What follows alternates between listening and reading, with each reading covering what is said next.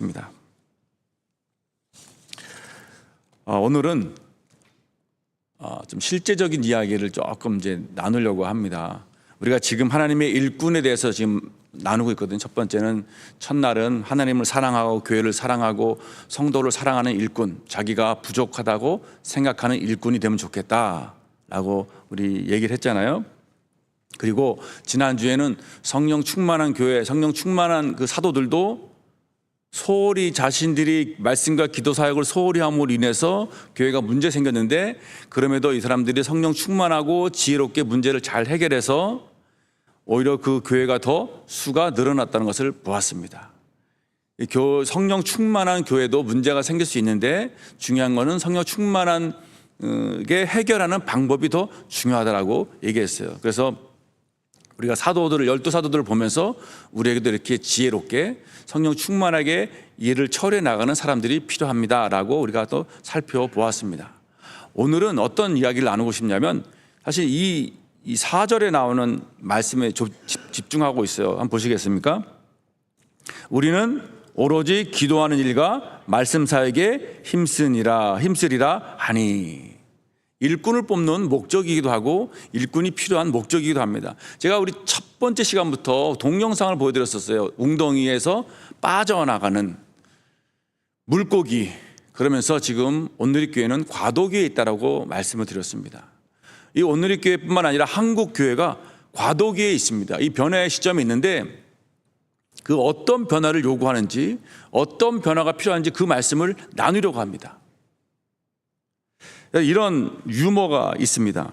미혼 전도사님이 청년들과 식사하는 중에 한 자매님이 이런 말을 했어요. 전도사님, 결혼 배우자 감으로 2순위가 목회자랍니다. 그러니까 전도사님이 아직 싱글이잖아요. 너무 기분 좋아가지고 2등이다 2등.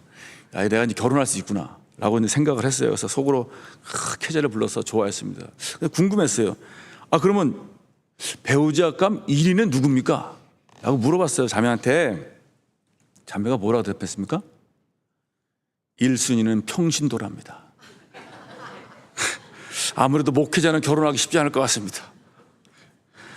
여러분, 목회자를 배출하는 신학대학원 입학생이 점점 줄어들고 있습니다. 지금 현재 미달되는 신학교가 많아요. 그리고 앞으로 더 미달돼요. 지금 잘 보시면 온누리교회에, 온누리 청년 중에 신학을 가겠다는 사람이 없어요. 예전에 있었어요. 제가 대학부 때, 여러분 대학 맡을 때, 지금 그 당시에 청년들 지금 목회하는 사람 많잖아요.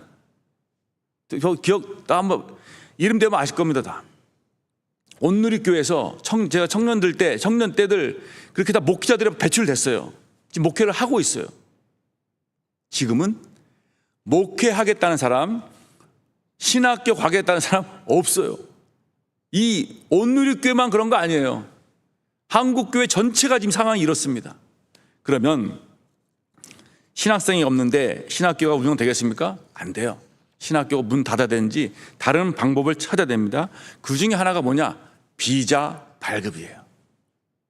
외국인들에게 입학을 받고, 외국 학생들이 입학받고 그들에게 한국에 체류할 수 있는 비자를 주는 거예요. 소위 이것은 미국에서 뭐라고 그러냐면 비자 장사라고 얘기합니다. 비자 장사하는 학교라고 얘기합니다. 여기에는 신학생이기 때문에 들어오는 게 아니고요, 신학생이 아니더라도 들어와요. 심지어는 무슬림도 들어와서 입학했어요. 제가 이걸 들었습니다, 이 입장을. 그래서 내가 이게 진짜 심각하고 하네요, 한국 상황이. 무슬림이 개종하기 위해서 신학교 등록한 게 아니에요. 한국에 체류하기 위해서 들어온 거예요. 그걸 신학교가 비자를 발급해 준 거예요. 상황이 이렇습니다. 신학생이 줄어들면 당연히 목회자가 줄어듭니다. 앞으로 한국교회는 목회자 부족 현상이 나타날 것이에요. 어쩌면 지금 목회하고 신학생하는 게 더 좋을지도 몰라요. 블루오션이 될까? 블루오션. 사업적으로 말하면 현재도 많은 교회에서 여러분 부교육자를 구하기가 되게 힘들어요. 특히 춘천 같은 지방. 여러분 춘천은 엄청 멀대요.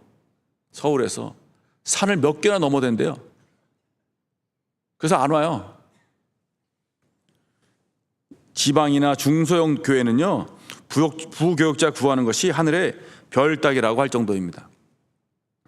지금까지 부교육자를 구하는데 못 구하는, 1년, 2년 지나도 못 구하는 교회가 많아요. 그래서 포기한 교회도 있습니다. 목회자가 부족하면 어떤 현상이 벌어지냐면, 가장 큰 타격은 말씀을 가르치는 사역자가 없어진다는 것입니다. 말씀을 가르치기 위해서는 신학적인 훈련을 받아야 됩니다. 아무나 말씀 가르칠 수 있어요. 그런데 신학적인 훈련, 바른 관점을 가지고 보수적인 신학을 가지고 개혁적인 신학을 배운 사람의 이 시각을 가지고 성경을 연구하고 공부해서 가르치지 않으면 어떤 현상이 벌어지냐면, 이만희 같이 계시록을 자기 멋대로 해석하여 사람들을 현혹하는 사이비 이단 교리로 빠지게 됩니다. 그 교리를 가르쳐 주는 거예요. 그래서 우리는 정말 보수 신학교에서 개혁 신학을 배운 목회자들이 나와서 그들이 말씀을 잘 가르쳐야 하는데, 그 목회자가 지금 점점 사라지고 있어요. 목회자가 사라지면 교회 안에 말씀 사역이 사라진다는 것입니다. 오늘 본문 1절에 여러분, 우리 지난번에 봤죠? 그때에 제자들이 더 많아졌습니다. 그때는 언제였습니까? 42절 바로 위에 절 보세요. 언제였습니까? 그들이 날마다 성전에 있든지 집에 있든지 예수는 그리스도라고 가르치기와 전도하기를 그치지 않을 때예요. 말씀을 가르치고 전도하는 것도 말씀이니까 말씀으로 가르치고 말씀을 전도하는 그거를 그치지 않았을 때 교회가 더 제자의 수가 늘어났어요. 근데 만약에 목회자가 부족해서 말씀을 제대로 가르치지 못하면 교회가 늘어나지 않는다는 얘기예요. 이 한국 교회가 그런 현실이 지금 오고 있다는 것입니다. 사도들이 말씀을 가르치는 사역을 멈추고 제쳐놓고라고는 말을 표현했죠. 여기 본문에는 제쳐놓고 뭘 했습니까? 구제와 봉사사역, 접대에 전념했어요. 그러니까 교회에 문제가 발생했습니다. 그래도 사도들은 성령이 충만해서 그걸 깨닫고 구제와 봉사사역을 하기 위한 일꾼들을 뽑았습니다. 그리고 그들은 말씀사역, 기도사역에 전념했습니다. 성령께서 원하시는 것은 구제사역과 봉사사역을 하지 말라는 게 아니에요. 그거를 하되 담당자를 따로 세우고 너희들은 말씀과 기도에 전념하라는 것입니다. 다시 말하면 역할을 분담하라는 것입니다. 말씀으로 성도를 가르치고 권면하고 기도하는 것이 사도들의 우선적인 사역이기 때문에 그렇습니다. 사도들이 말씀과 기도 사역에 소홀히 했을 때 그 이유는 시간이 없었기 때문이었습니다. 말씀을 연구하고 묵상하고 기도할 시간을 낼 수 없었기 때문에 사도들은 지쳐갔고 교회는 원망이 생겼습니다. 그 문제를 잘 해결했죠. 해결해서 그들이 7사람을 세웠습니다. 역할을 분담할 사람을 세웠어요. 그러자 어떤 결과가 나타났습니까? 7절에 한번 읽겠습니다. 하나님의 말씀이 점점 왕성하여 예루살렘에 있는 제자의 수가 더 심히 많아지고 허다한 제사장의 무리도 이도에 복종하니라. 하나님의 말씀이 왕성하였다고 합니다. 여러분, 여기서 왕성하다는 얘기는 번성하다, 자라나다, 흥하다는 얘기예요. 사도들이 말씀에 집중하고 말씀을 연구할 수 있는 시간에 투자하니까 말씀이 더 은혜로웠다, 더 풍성했다, 말씀의 은혜가 넘치고 깊이가 있다라는 얘기예요. 교회에서 역할을 분담하니까 구제와 봉사 사역도 계속해서 할 수 있고 말씀도 더 은혜가 넘치고 풍성했다는 것입니다. 그 결과 하나님의 말씀이 더 왕성하였더라. 여러분, 이런 왕성해지는, 하나님의 말씀이 왕성해지는 이 교회가 되길 축원합니다. 이 온누리교회 가장 중요한 건 하나님의 말씀이 더 풍부하고 은혜롭고 말씀을 통해서 하나님의 역사가 일어나는, 정말 하나님의 말씀이 왕성한 교회가 되기를 축원합니다. 온누리교회가 그러면 7절 말씀처럼 하나님의 말씀이 왕성해지고 제자의 수가 더 심히 많아지기 위해서 어떻게 해야 할까요? 그것은 말씀과 기도에 전념하는 사역자와 구제와 봉사를 담당할 수 있는 우리 일꾼들과의 역할 분담이 잘 이루어져야 합니다. 여러분, 교육자들이 사도들이 아닙니다. 아프리카에는요, 자기를 사도라고 부르는 사람들이 있어요. 아프리카엔 자기는 프로펫이라고 부르는 사람들, 예언자, 자기는 선지자라고 부르는 사람도 있고요. 하여튼 아포스리라고 부르는 사람도 있어요. 별 사람 다 있어요. 우리는 사도가 아니지만 사도가 했던 말씀 사역을 주로 가르치는 사역이 교육자입니다. 신학대학원에 가서 신학 석사 과정을 밟고 목회자가 되었습니다. 말씀을 전문적으로 가르치기 위해서입니다. 여러분, 한번 골로새서 1장을 한번 찾아보시겠어요? 사도 바울은 이렇게 자신의 사역에 대해서, 목회 사역에 대해서 정의를 내립니다. 골로새서 1장 28절 29절.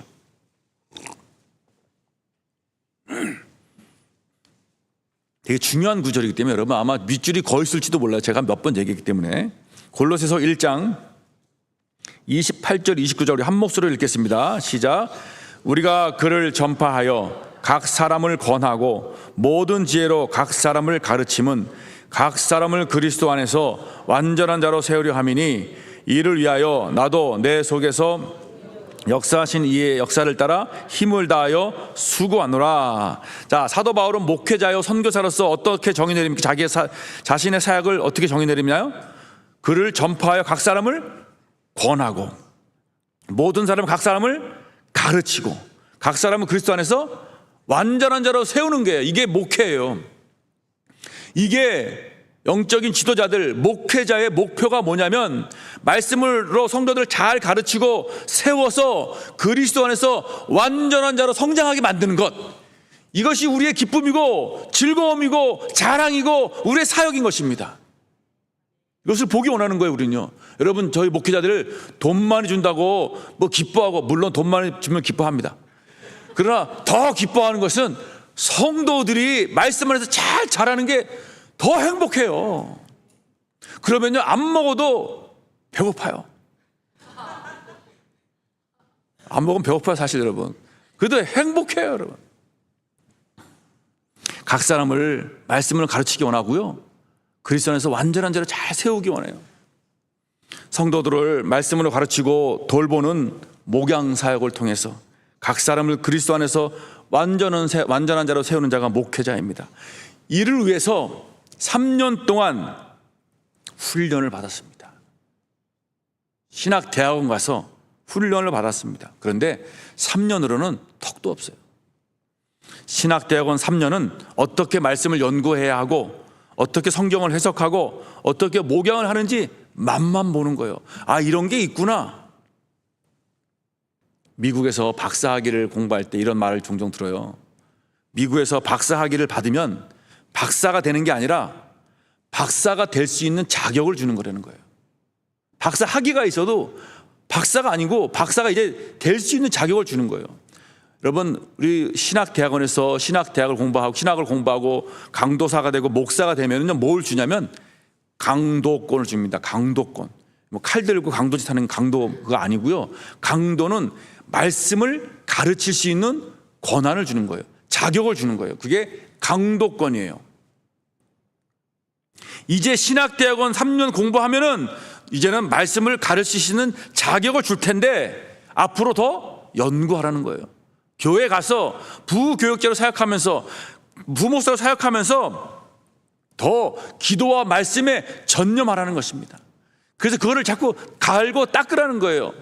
말씀 훈련을 하라는 것입니다. 오늘의 교회가 말씀이 왕성하여 제자의 수가 더 심히 많아지기 원한다면 말씀을 가르치는 교육자들이 말씀과 기도에 전념할 수 있도록 여건과 시간을 확보해 줘야 합니다. 아멘을 안 하십니까? 아멘 하셔야 됩니다, 여러분. 우리 웅덩이에서 나와서 바다로 가야 돼요. 교육자들이 슈퍼맨인 시대는 지났어요. 교육자들이 슈퍼맨이라고 생각하시면 안 됩니다. 교육자들에게 슈퍼맨이 되라고 요구해서도 안 됩니다. 물론 성도들이 원하면 교육자는, 목회자는 언제든지 슈퍼맨으로 변신할 수 있어요. 저도 여러분 슈퍼맨 변신할 수 있어요. 뭐든지 할 수 있어요. 저는 교회를 위해서라면, 성도들을 위해서라면, 성도들이 원한다면 뭐든지 할 수 있습니다. 전 준비가 되어 있어요. 2주 전부터 우리 이진호 목사님이 파트타임 선교 목사에서 전임 부목사로 사역하기 시작했습니다. 제가 그때 한 얘기가 있어요. 밑바닥부터 배워라. 세네갈 갈치를 한국에 알린 우리 집사님이 세네갈의 한인교회에 계시잖아요. 여러분 아실 텐데 아마. 그분은 밑바닥부터 올라왔어요. 자기가 직접 파도를 타고 와서, 배를 타고 와서 고기를, 갈치를 잡았고 손질하고 그거를 바닷가로 끌고 와서 나르고 자기 차에 싣고 현지인들과 흥정하고 직접 손질도 하고 크기대로 다 분류도 다 하고 냉동창고 고장나면 가서 고치고, 초창기에는 폐차 직전에 차를 타고 차가 쓰면은 빨대 꽂아가지고 기름 빼내고 기름을 다시 집어넣고 밑바닥부터 바닥부터 기었다 그래요. 지금은 회사가 커서 직원들도 많고 이제 사장실에 앉아서 업무를 보지만 머릿속에는 이게 현장이 다 들어와 있어요. 몸에, 눈에, 머리에 다 들어와 있어요. 이 정도의 바람이 불면은 고기가 잡힌다, 안 잡힌다. 지금 이 정도의 날씨면 고기가 있다 없다 다 알아요. 이 정도 고기 몇 톤이 들어오면은 어떻게 일 처리해가지고 몇 시간 안에 끝나는지까지 다 알아요. 다 들어와 있어요, 머릿속에. 왜? 밑바닥부터 해봤기 때문에. 제가 그래서 요구한 게 뭐냐면, 담임 목사가 되기 위해서는요, 목회를 밑바닥부터 배워야 합니다. 그렇게 얘기했어요. 닥치는 대로 모든 사역 다 해라. 그래야 교회 전체를 볼 수 있는 안목을 키울 수 있다. 우리 이진호 목사님뿐만 아니라 우리 교육자 모두에게 이런 마음으로 저는 사역하길 원합니다. 예를 들면 제가 몇 가지 가이드라인을 주었어요. 화요일 날 출근하면 쓰레기통부터 보고, 쓰레기통이 차 있으면 쓰레기통 치우고, 화장실 들어가서 화장실 지저분하면 화장실 깨끗하게 하고, 화장실에 휴지가 없으면 다 치워놔라. 복도와 현관 지저분하면 쓸고 닦아라. 성도들이 교회 왔을 때 지저분하다는 생각 들지 않게, 건물 전기 꺼지는데 켜 있는데 자 보고 확인해서 전기 점검하고, 에어컨 점검하고, 밤에 불 꺼져 있는데 다시 점검해라. 여러분, 이거는 목회자로서는 사실은 기도와 말씀에 전념해야 되지만 기본적으로 밑바닥부터 훈련하고 그렇게 배워야 하기 때문입니다. 그것뿐만 아니에요. 지금 주보도 만들고 있습니다. 행정도 하고 있습니다. 여러분 혹시 임직자 프로필 받으셨어요? 주보에 껴있든지 하든지 아니면 제가 카톡으로 다 돌려버려 같은데, 이거 이진호 목사님 만든 거예요. 서로 다 접수하고 다시 분류하고 전화해서 다 몇 번에 걸쳐서 저랑 이렇게 수정하면서 만든 겁니다. 토요일 어저께는 교육자들이 모두 나와서 주보 접고 프로필을 접어서 주보에 넣었습니다. 프린터기가 토너가 부족해서 프로필 출력을 다 못하고 저녁에 프린터기 회사에 전화 걸어서 문제도 해결했습니다. 다 이거 누가 합니까? 교육자들이 하고 있습니다. 뿐만 아니라 공예배가 있으면 예배 전 최소한 30분, 1시간 전에 나와서 예배 준비하라. 예배 끝나면 가지 말고 예배 끝나고 나서 다시 정리하고 가야 한다. 필요하면 차량 운행도 나가고 있습니다. 방송부 차량팀과 소통해야 하고, 수요 예배, 금요 돌파, 주일 예배를 위한 PPT 작업도 다 만든 겁니다. PPT도 여러분, 누가? 교육자들이. 여기에 우리 부목사님들은 각 부서를 2개씩 맡고 있습니다. 대형 교회에서는 한 부서 딱 맡습니다. 주일학교 교육 부서만 2개 맡은 거예요. 그 외에 다른 것도 많아요. 이재정 목사 같은 경우에는 지금 청년 2부를 맡고 있는데 오늘부터는 임시로 중고등부 설교를 또 해야 합니다. 청년부 설교, 리더 교육, 청년들도 신방해야 합니다. 금요일날 토요일날 우리 봉 설치하고 우리 이 케이블 깔고 여러분 뒤에 기둥 혹시 기둥 보셨나요? 저 기둥이 저 하는데 우리 아침부터 관리부의 이경렬 장로님과 방송부의 최상현 장로님 또 우리 안강찬 집사님 나중에 또 우리 장상옥 집사님도 오셨어요. 이렇게 수고하시는데 교육자들이 없을 수 없잖아요. 교육자들한테 자리 지켜라. 장로님과 집사님들하고 함께 있어서 도와주고 필요한 거 있으면 옆에서 협조해줘라. 그 자리를 지키게 했습니다. 여러분 가족들과 시간 보내는 여유는 찾기 힘듭니다. 그러나 더 중요한 것은 말씀과 기도 사역을 못한다는 것입니다. 이렇게 정신없이 사방팔방 사역하다 보면 언제 기도하며 말씀을 준비할 수 있을까요? 쉽지 않습니다. 자기 잠을 줄여야 하고 자기 개인 시간을 줄여야 합니다. 시간도 부족하고 마음의 여유도 없습니다. 그러면 말씀을 제대로 준비할 수 없습니다. 말씀을 준비하기 위해서는 시간과 공간이 확보돼야 합니다. 제가 왜 말씀을 준비하다가 어디 가는지 혹시 아시나요? 커피숍 간다 그랬잖아요. 말씀 준비하기 위해서 방해받지 않기 위해서 아무도 없는 커피숍 가요. 말씀을 연구하고 자료를 조사하는 일이 되게 시간을 많이 투자해요. 그것뿐만 아니에요. 이거는 기본적인 작업이고 뭘 하냐면 조사한 거 연구한 걸 토대로 이 말씀을 묵상하고요 사색을 해야 돼요. 묵상과 사색이 없이는 말씀의 깊이가 없어요. 그냥 연구하고 자료 조사해가지고 할 수 있어요. 되게 얕아요. 그거는 누구나 할 수 있어요. 자료만 갖고 조사할 수 있으니까. 그런데 이거를 깊이 곱씹고 묵상하고 사색하지 않으면 말씀을 깊은 데서 끌어올 수가 없어요. 그 묵상과 사색의 시간이 일주일 내내 진행되는 거예요. 저는 이 주일 설교가 끝나면 주일부 끝나면 오늘 저녁부터 또 묵상에 들어갑니다. 다음 주 설교를 위해서. 일주일 내내 묵상하고 사악하고 연구해요. 마음의 여유를 갖고 차분하게 집중할 수 있는 시간이 필요합니다. 주변의 환경과 분위기도 중요합니다. 여러분 사무실 들어와 보시면 아시겠지만 탁 튀었어요. 창문은 환해서 다 보여? 아니. 그 상황에서 여러분 말씀 준비하는 거 쉽지 않습니다. 집중하기 어려워요. 말씀 준비가 되지 않으면 성도들은 다 한마디씩 해요. 뭐라 그러죠? 말씀이 약혀. 말씀의 은혜가 없어. 잘 준비해달라고 요구를 해요. 이렇게 육체적으로 정신적으로 압박과 스트레스를 받게 됩니다. 결국 마음도 힘들고 상처도 받고 건강도 악화되고 몸에 이상도 생기기 시작합니다.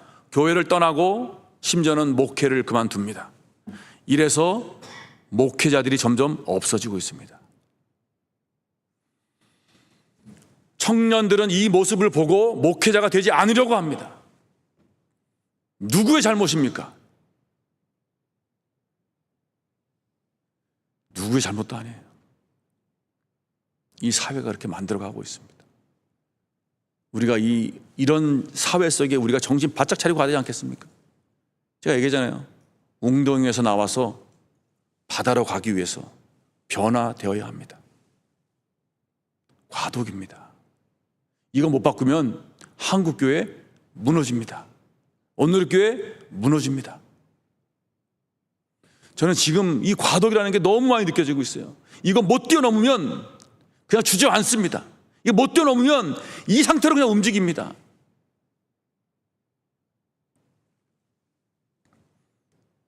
청년들에게 목회자는 매력이 없습니다. 너무 힘들기 때문에.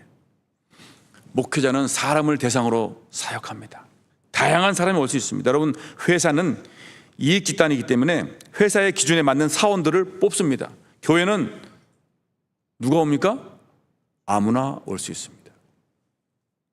교회에 올 수 있는 자격과 기준은 없습니다. 성장 배경 다 달라요. 가정 환경 다르고, 결혼 환경 다르고, 교육 환경 다르고, 주거 환경 다르고, 자라온 환경과 배경이 천차만별입니다. 성격도 다르고, 성품도 다르고, 성숙함도 다릅니다. 사람마다 과거의 아픔도 다르고, 특히 교회는 죄인들이 오는 곳입니다. 다 죄인이잖아요. 목회자의 사례비 여러분 상대적으로 너무 적습니다. 대학원을 졸업한 또래에 비해서 급격한 차이가 납니다. 우리 아들들보다 제가 더 학력이 높습니다. 경력도 아프리카에서 20원이 있었잖아요. 저보다 월급을 2배 더 받고 4배 더 받아요. 이제 30도 안 됐는데. 사명감으로 목회를 하지 않으면 아무도 이 길을 걷지 않습니다.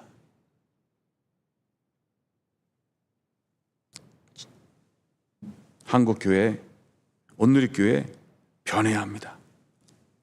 그 중 하나가 목회자에 대한 인식의 변화입니다. 목회자가 슈퍼맨이 되어야 한다는 인식을 버려야 하고, 물론 목회자는 모든 것을 할 준비와 자세가 되어 있습니다. 언제든지 여러분이 부르면 달려갈 수 있습니다. 언제든지 여러분이 요구하면 해줄 수 있습니다. 다 할 수 있는 자세가 되어 있습니다. 한편 목회자에게 말씀과 기도에 전념할 수 있는 시간을 확보하게 해주셔야 합니다. 목회자의 생활이 쪼들리지 않게 넉넉하게 해주셔야 합니다. 목회자의 복지를 책임주셔야 합니다. 그래야 우리가 열심으로 전념해서 이 일에 시간을 투자하고 내 삶을 투자할 수 있는 것입니다. 또 한 가지는 여러분 이렇게 해서 아까 우리 사도 12사도가 했던 것처럼 일꾼을 뽑았던 것처럼 역할 분담을 많이 해야 됩니다. 지금도 온누리교회 잘하고 있어요. 제가 알고 있습니다. 각 부서별로 역할 잘 감당하고 있습니다. 주방팀, 찬양팀, 얼마 아침부터 나와서 열심히 해요. 방송팀 아침부터 나오지 않습니까? 안내, 주차, 성경 통독이라든지 양육, 데코, 성가대, 누리마켓, 아나바다, 식혜 만드는 팀들, 재정, 교회 관리, 각 팀들이 자신의 역할을 감당하고 있습니다. 정말 너무 감사해요.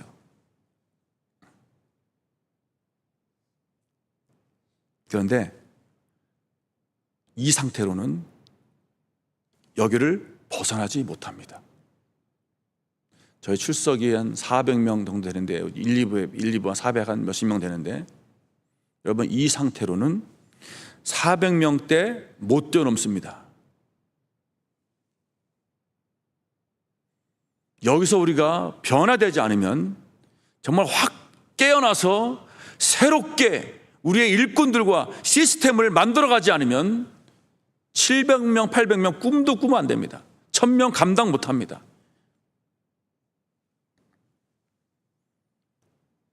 현재 시스템으로는 불가능합니다.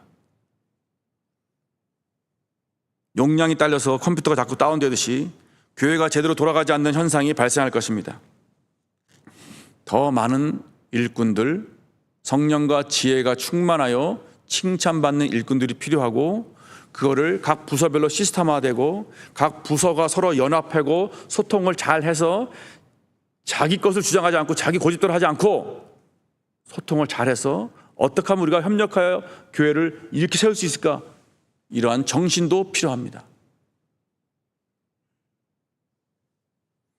각 부서, 각 여전도의 활동과 섬김과 봉사에 몇몇 사람만 동참한다면 그분들 얼마 안 나가면 지칩니다. 쓰러집니다. 저는 많은 성도들이 가능한 한 더 많은 성도들이 최소한 한 가지를 봉사를 한다면 이 짐을 나눠질 수 있다는 것입니다. 이런 기회도 봤습니다. 찬양팀, 방송팀의 풀링 시스템으로 이걸 운영해요. 예를 들면 찬양팀에 한 50명이 들어가 있어요. 첫째 주는 A부터 한 1부터 10번까지 딱 섬기고, 그 다음에 둘째 주는 1부터 20까지 섬기고, 이렇게 한 주씩 나눠서 하는 거예요. 방송부도 마찬가지예요. 방송부도요, 그 풀링 시스템이 있어요. 한 50명이 방송부 팀원이에요. 그리고 주마다 돌아가면서 하는 거예요.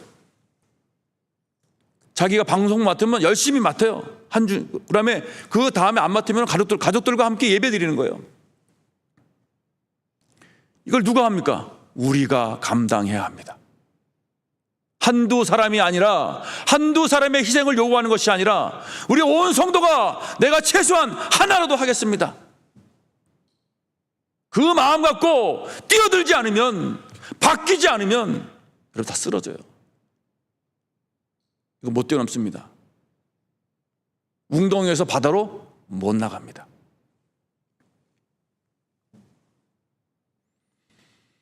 앞으로 25년도 온누리 교회 주 사역은 돌봄과 성장이 될 것입니다. 지금 2024년도에는 예배와 교제에 중점을 두었는데 25년도는 돌봄과 성장이에요, 여러분. 일부 예배 나오신 분들을 제가 뭐라 그럴 수 없어요. 여러분 진짜 일부 예배 나오고 또 주일학교 교사하고 할 일이 너무 많잖아요. 제가 알고 있습니다. 여러분들은 힘에 지나도록 하고 있는 것 같아요. 2025년도에는 돌봄과 성장인데, 이 성장은, 돌봄은 기존 성도들을 돌보고 또 영적 성장에 초점 맞추는 것입니다. 케어링하고 그로잉 쪽에 초점을 맞춥니다. 이러면은 하나님에 대한 말씀에 대한 지식, 하나님을 아는 지식에서 자라나게 하는 것이 내년도 목표인데요. 그리스도의 장성한 분량에 이르게 하는 것입니다. 아직 정확한 명칭을 제가 아직 설정하지 않았는데, 예를 들면 온누리 성경대학을 개강할 것입니다. 여기에 성도들의 신앙 성장을 위해서 신약개론이라든지 구약개론, 소요리 문답이라든지, 좀 더 소요리 문답보다 고차원적인 조직신학이라든지, 가정사역, 결혼 예비학교, 결혼한 부부를 위한 메리지 코스, 또 이런 제자훈련, 이거를 개강하려고 합니다. 오픈하려고 그래요. 뿐만 아니라 구역장 교육, 교사 교육, 주일학교 학부모 교육 등 교사와 부모를 위한 영적 케어링과 그로잉을 하려고 합니다. 자, 여러분, 이걸 누가 담당합니까? 이거 말씀을 누가 가르쳐야 돼요? 교역자가 가르쳐야 돼요. 교역자가 말씀을 준비하고 연구할 시간이 필요한 것입니다. 사역자에게 말씀을 준비할 시간을 주어야 합니다. 묵상하고 연구할 시간을 주어야 합니다. 그래야 깊은 가르침을, 깊은 말씀을 나눌 수가 있습니다. 슈퍼맨에게 약점이 있는데, 약점 뭔지 아세요? 그 대표적으로 크립토나이트라는 거예요. 이 크립토나이트는 녹색 방사능 물질인데, 이 녹색 방사능 물질을 딱 대면은 슈퍼맨이 힘을 못 써요. 와, 쓰러져. 그냥 능력을 다 잃어버려. 심지어는 죽기까지 해요. 여러분, 우리에게 약점이 있습니다. 저와 여러분에게 마찬가지고, 특별히 교육자들에게, 여러분 교회 일꾼들에게 약점이 있어요. 그 약점이 뭐냐면 기도와 말씀을 소홀히 하는 것입니다. 우리 안에서 하나님의 능력을 잃게 하고, 심지어 우리의 영적인 생명력을 잃게 합니다. 우리가 영적인 힘을 얻고 하나님의 능력을 얻는 해결책은 바로 말씀과 기도인 것입니다.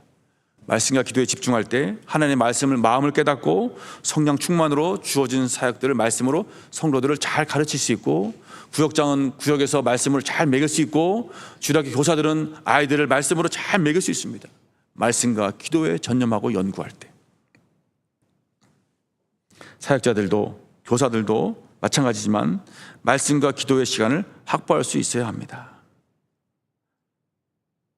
그래서 사도들은 형제들아, 너희 가운데서 성령과 지혜가 충만하여 칭찬받는 사람 7을 택하라. 우리가 이 일을 그들에게 맡기고 우리는 오로지 기도하는 일과 말씀 사역에 힘쓰리라. 역할 분담입니다. 여러분, 온누리 교회에 과도기에 있습니다. 일꾼을 바로 세워야 하고, 성령과 지혜가 충만하여 칭찬 듣는 일꾼을 바로 세워야 하고요. 이 일꾼들을 중심으로 또 이 교회가 시스템화 되어야 합니다. 더 많은 일꾼들이, 더 많은 성도들이 저도 동참하겠습니다. 저도 한 가지 하겠습니다. 참여를 해야 합니다. 그래야지 우리가 번아웃 되지 않고 쓰러지지 않고 오래 사역할 수 있습니다. 여러분, 뭐든지 하나라도 하시기 바랍니다. 한 가지 봉사라도 최소한 하시기 바랍니다.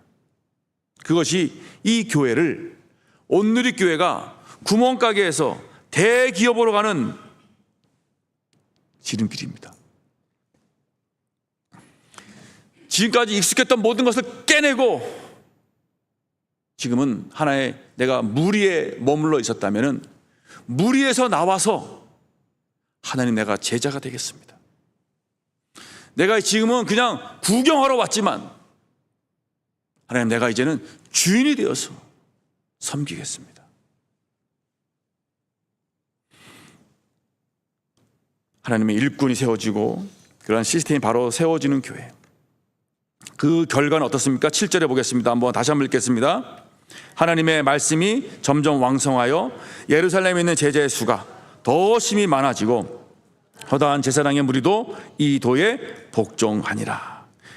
교회가 준비되고 자격을 갖춘 일꾼을 뽑으니까 하나님의 말씀이 더 왕성하고 제자들은 더 심히 많아졌습니다. 오늘의 교회도 이런 일꾼, 성령과 지혜가 충만한 일꾼들이 점점 더 늘어나서 한 가지 일도 더 봉사하면서 우리 교육자들은 말씀과 기도에 전념할 수 있는 시간을 확보하고 깊은 말씀을 가르침을 통해서 말씀이 더 왕성하여지고 많은 사람들이 이 주께 돌아오고 교회가 부흥하는 은혜가 임하길 주님의 이름으로 간절히 축원합니다.